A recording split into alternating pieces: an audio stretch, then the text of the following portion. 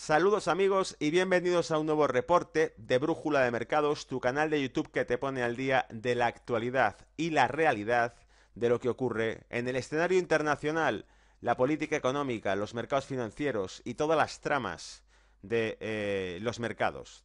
En esta ocasión, el reporte que traigo es especial, creo que es especial.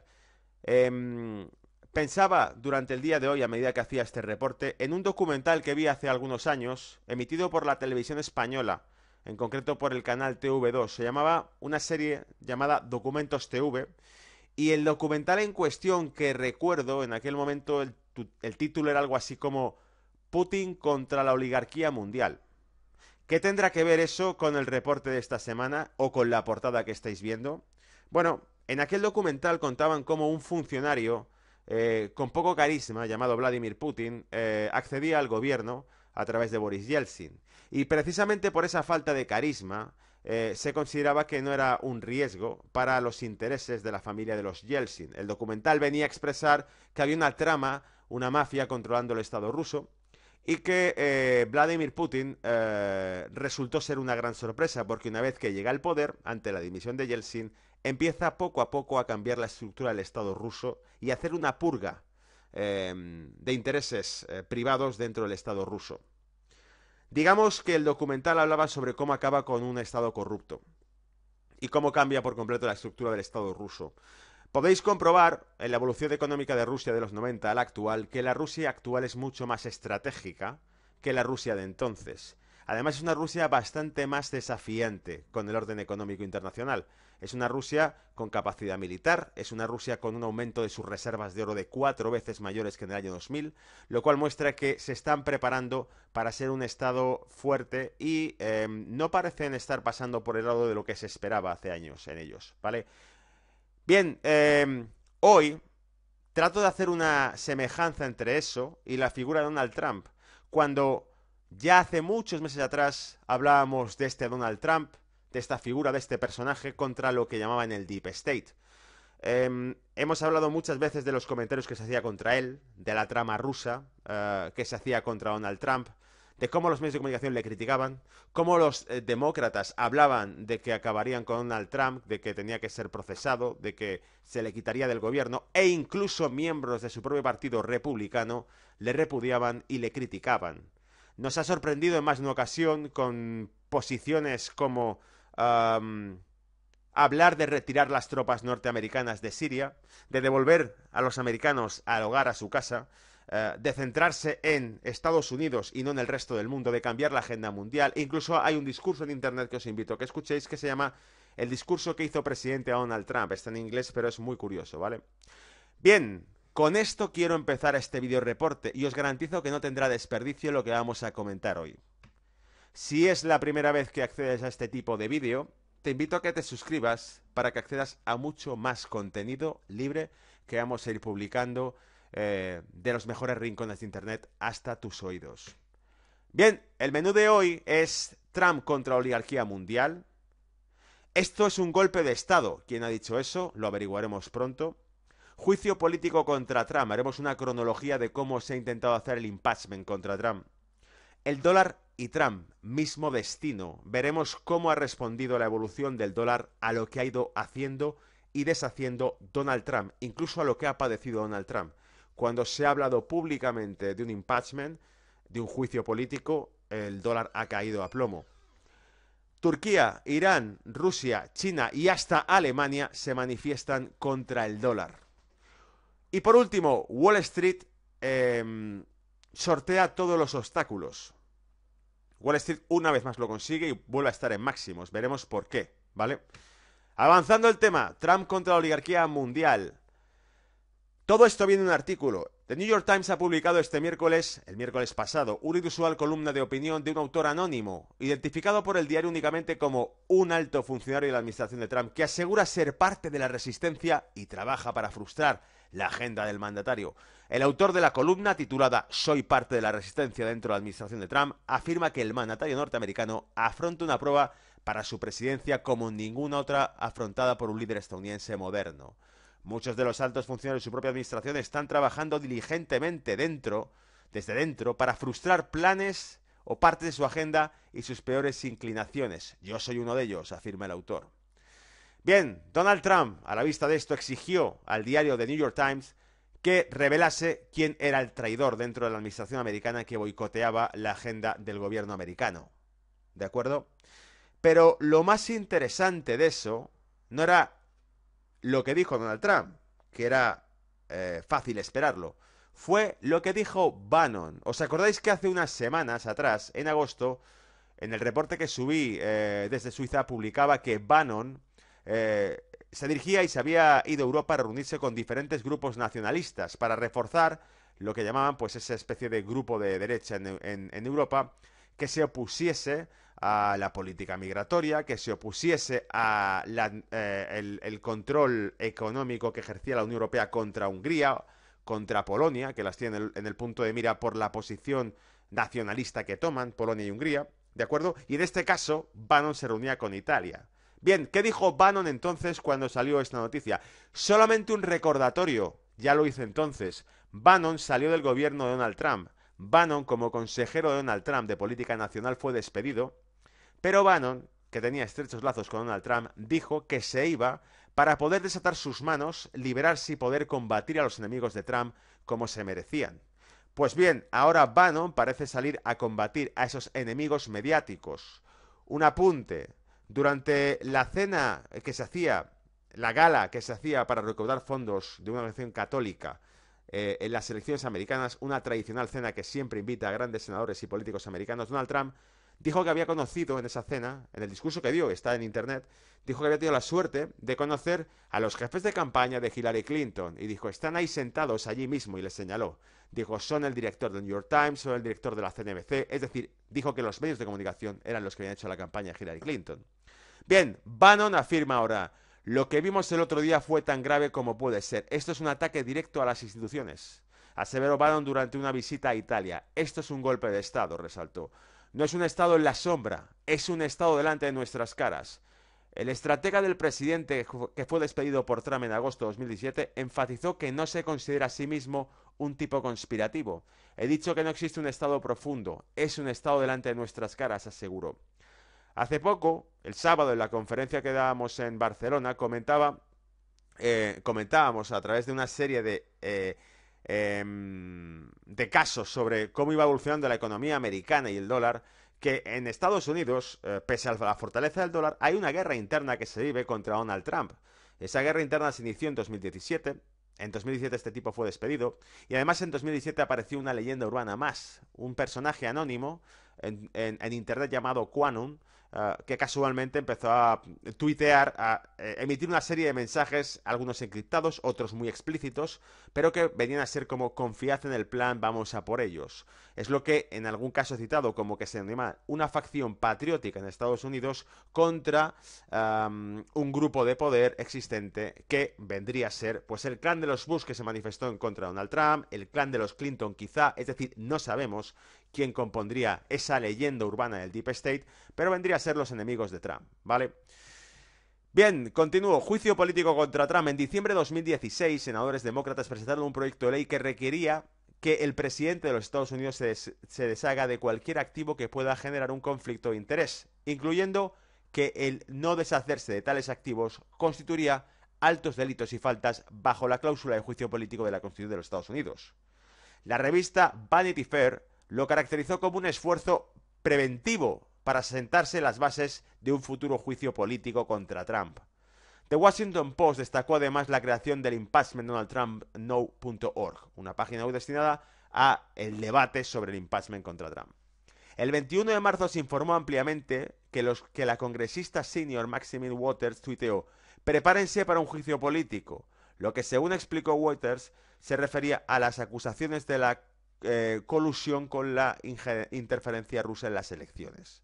El 17 de mayo el representante Green hizo un llamamiento al impeachment en el Senado y el 24 de mayo Green dijo a C-SPAN en una entrevista que estaba redactando artículos de impugnación y la presentación en breve con una resolución privilegiada para comenzar el proceso de un impeachment formal contra Trump. Aquí tenéis al congresista en cuestión. Lo que me gustaría resaltar en este punto es que si nos fijamos en las fechas, cuando el señor Green propuso un impeachment contra Trump, un juicio político contra Trump, fue exactamente las mismas fechas en las que el dólar, que se había visto fortalecido por todas las promesas de inversión, reforma fiscal, acordaros, 17% de impuestos a empresas en Estados Unidos, Obamacare, acabar con el Obamacare, que supondría un recorte de gasto público importante, etcétera. Todo eso había supuesto una subida del dólar en los mercados mundiales. De hecho, tal fortalecimiento que llegó a romper el rango de los máximos que llevaba de los últimos 2 años, ¿vale? Cuando esto ocurre, el dólar pierde esos máximos, el índice dólar, el DXY, pierde esos máximos y vuelve a entrar en un rango bajista, ¿vale? Y así duró todo el verano 2017, es decir, desde mayo, desde que se comenta ese impeachment, el dólar empieza a caer a plomo. Luego no evolucionó hacia nada y vuelve a fortalecerse a medida que Donald Trump entra en la guerra comercial, consiguiendo que se empiece a hablar de que es posible que China diese ciertas concesiones, viendo que una delegación china se reúne en Washington con el gobierno americano, viendo que Juncker va a visitar a Trump, viendo que Merkel va a visitar a Trump, viendo que Macron va a visitar a Trump. Luego consigue lo que quiere a través de la presión que ejerce. Parece que sí. Y entonces el dólar empieza a resucitar y a fortalecerse. He hablado de la crisis de los emergentes, de cómo eso llevó a que Argentina, Brasil, Turquía y otros estados que emiten su deuda en dólares pensasen, bueno, ¿qué va a pasar si realmente el dólar históricamente ha ido perdiendo valor? Si realmente una guerra comercial entre Estados Unidos y China no puede llevarse a cabo con un dólar caro. La autoridad financiera, la Reserva Federal en Estados Unidos, probablemente mantenga el dólar barato. ¿A través de qué? De mantener un balance en la Reserva Federal favorable al dólar.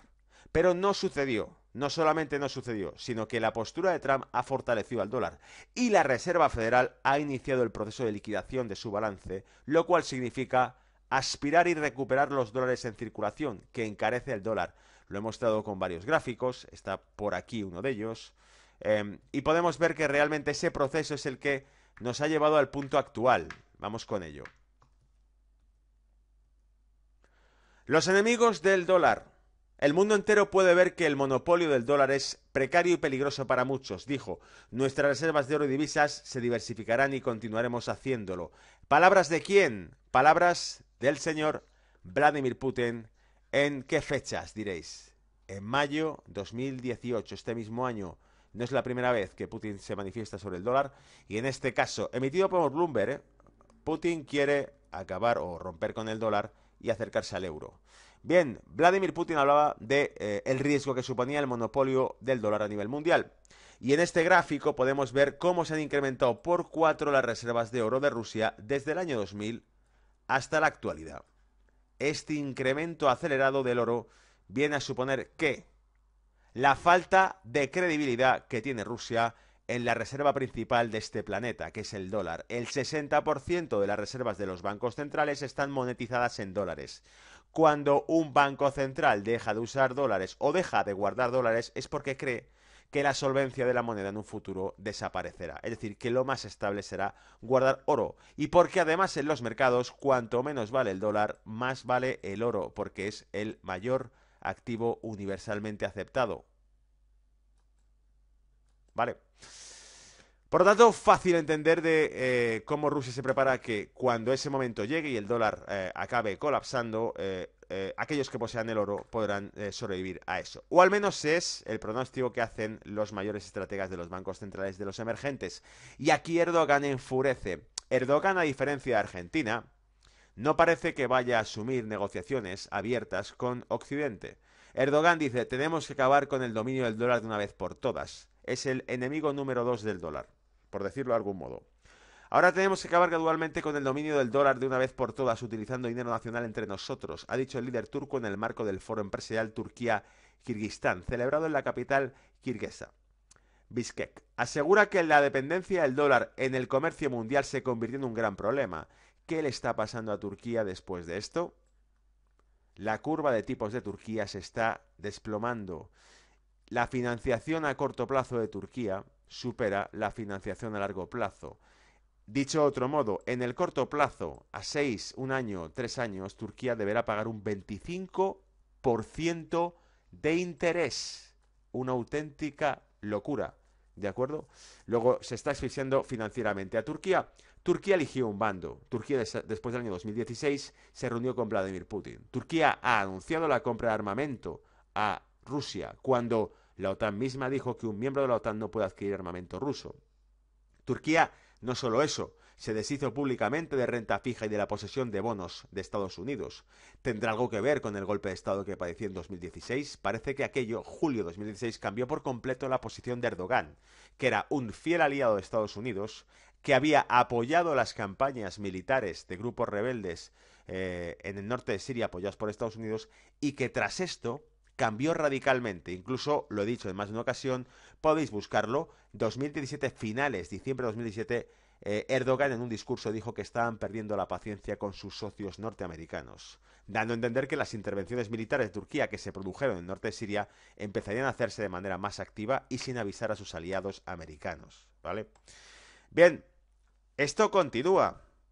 Tercer enemigo del dólar. En respuesta a las sanciones de Estados Unidos, Rusia, Turquía e Irán están negociando la reducción de la participación del dólar estadounidense en el comercio mutuo, dijo Teherán.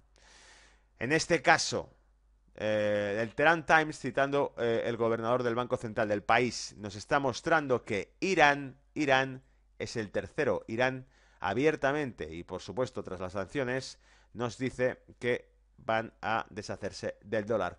La eliminación del dólar en el comercio mutuo fue discutida recientemente por 3 países en el pasado fin de semana en Teherán durante la cumbre trilateral del alto el fuego sirio. Por cierto, el conflicto sirio está en el ojo del huracán de todo lo que está pasando, ¿vale?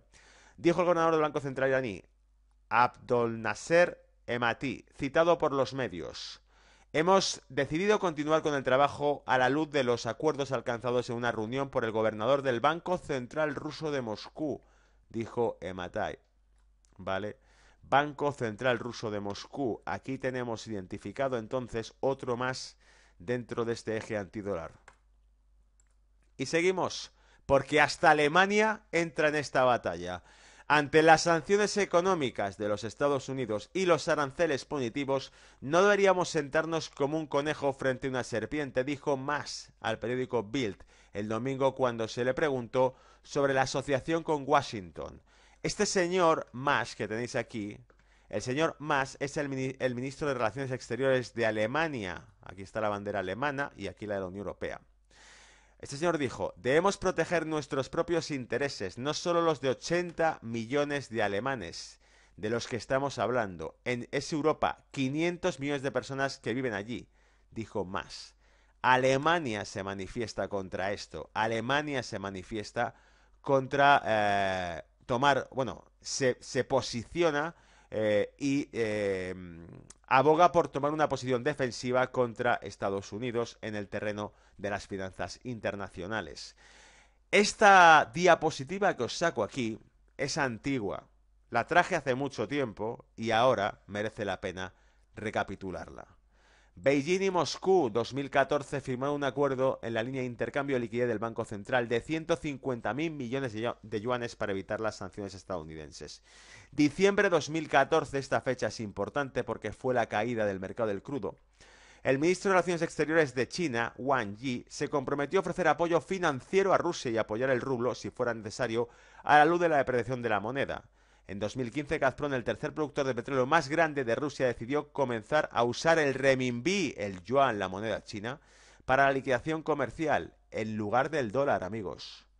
La compañía rusa anunció que en lo sucesivo liquidaría todas sus ventas de crudo, a China en renminbi.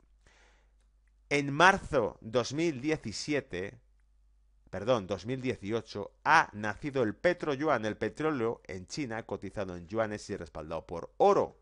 Luego esto se cuece a fuego lento, pero avanza. China es el mayor enemigo del dólar, y así podemos ver cómo se alinea. Rusia se vio abocada por las sanciones rusas. Recuerdo un comentario, un Twitter de un reportero italiano que dijo: enhorabuena, fantástico, ahora las sanciones rusas hacen que China y Rusia firmen el mayor acuerdo de gas que jamás se ha firmado, cuando estaba destinado a firmarse con la Unión Europea aquel acuerdo, ¿vale? Las exportaciones de Rusia en el 2014, altamente dependientes del crudo como siempre lo han sido, la caída manipulada del crudo, aquella guerra energética que inició Arabia Saudita, y la deuda rusa yéndose a la quiebra.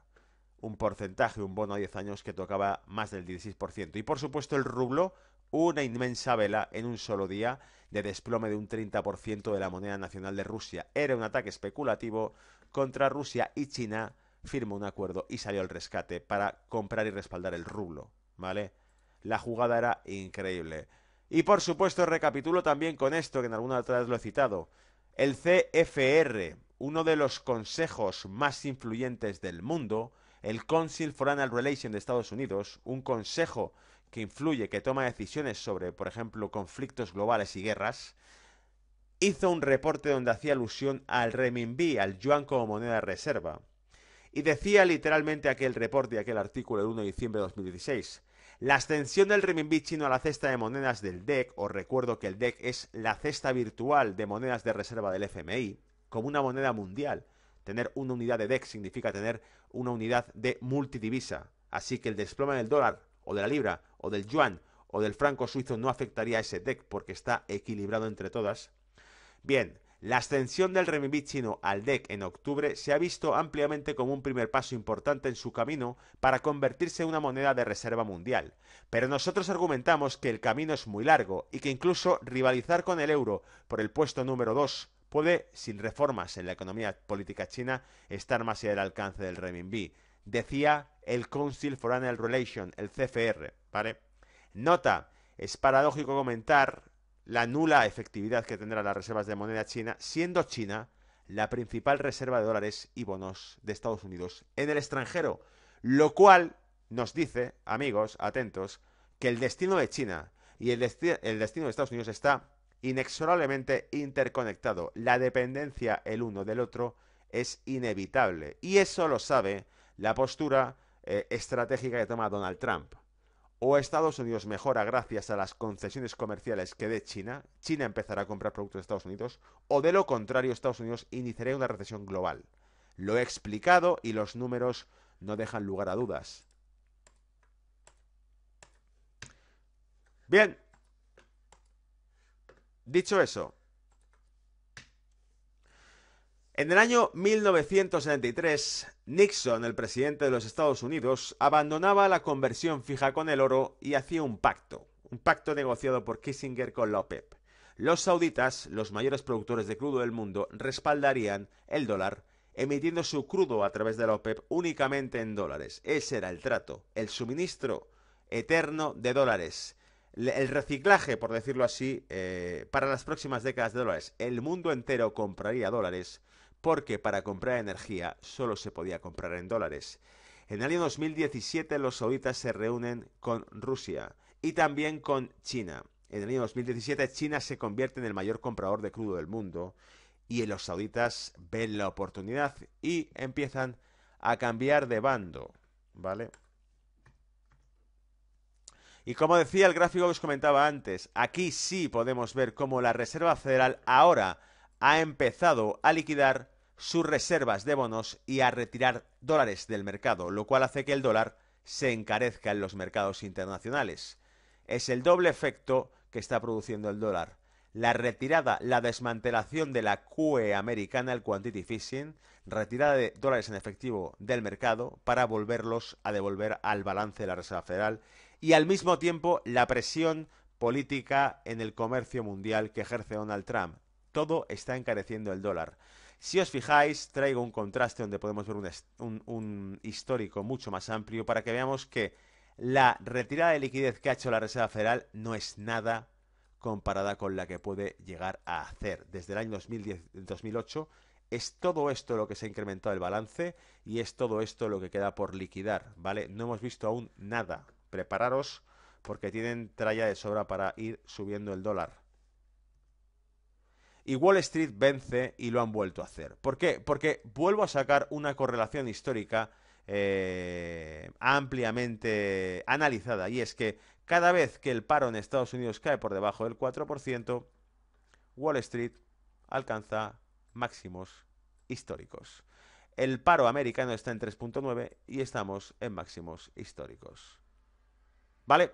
Así que podemos ver cómo esos máximos históricos tienen cierta correlación con el paro por debajo del 4%, y mientras siga así, no parece que se pueda parar a Wall Street y a las subidas del mercado americano. ¿Vale? El SP500 sigue rompiendo máximos, el mayor índice bursátil del mundo. Bien, eso es todo para este reporte de mercado. Os voy a pedir un favor, os voy a pedir que si os interesa este tipo de asuntos y tenéis conocidos amigos que también les gusten, compartáis en vuestras redes sociales, ya sea WhatsApp, ya sea copiándolo y pegándolo en tu Facebook, ya sea en tu LinkedIn, a través de cualquier red social, Twitter, el contenido que hago para que así cada vez más gente pueda acceder a esta información que considero relevante cuanto menos, ¿vale? Venga, un abrazo, pasarlo bien, chao.